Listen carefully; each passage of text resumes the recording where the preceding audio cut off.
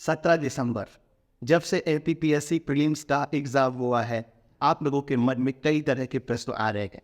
Paper सरल था, paper कठिन था, कौन सी यूनिट से कितने प्रश्न पूछे गए, इन सब चीज़ों का जवाब पता है आप कैसे कर सकते हो।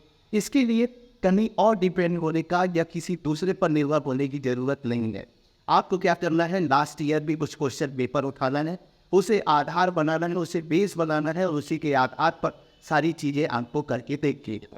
तो शुरुआत करते हैं। सबसे बड़ा प्रश्न ये होता है कि इस बार का पेपर कितना सरल था, कितना कठिन था, या सरल भी था या कठिन भी था।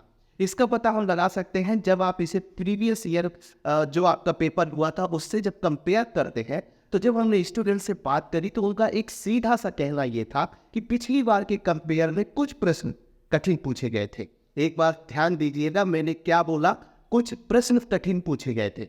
लेकिन वहीं पर कुछ एक दूसरा पक्ष ये है, उनका कहना ये है कि कुछ प्रश्न इतने सरल पूछे गए थे। जैसे हम राज्य व्यवस्था की बात कर ले तो राज्य व्यवस्था से संबंधित बहुत ही आसान प्रश्न पूछे गए थे और लगभग सभी लोग उन प्रश्नों को, और सभी लोगों का मतलब जो सिंसियर होकर तैयारी कर रहा है, वो राज्य व्यवस्था के सभी प्रश्नों का उत्तर दे सकते थे। इसी प्रकार जब हम यूनिट 10 की बात करते हैं तो यूनिट 10 में ही पिछले साल के कंपेयर में इस साल सरल क्वेश्चन पूछे गए हैं।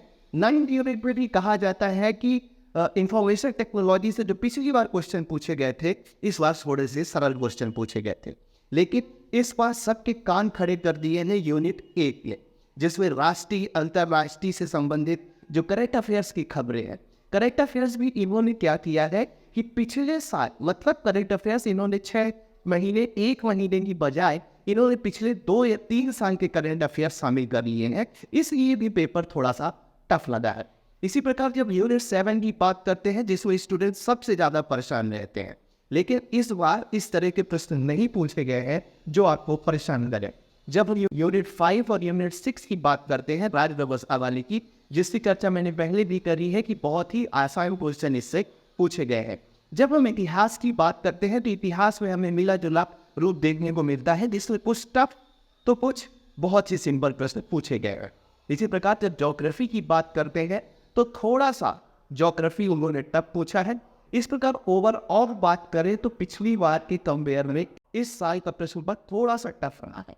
इसी प्रकार जब कट ऑफ की बात करते हैं तो 229 सीटें होने के कारण इस बार का कट ऑफ पिछली बार के कट ऑफ के लगभग बराबर ही रहेगा।